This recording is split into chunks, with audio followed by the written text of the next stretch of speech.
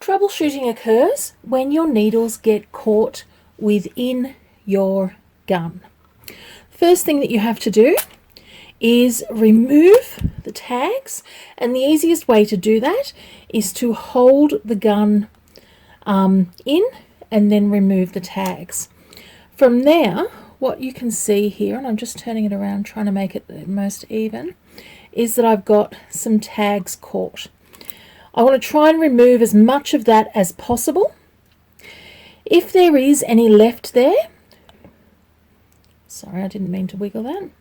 What you need to do is just get a small pin and clear along that line there.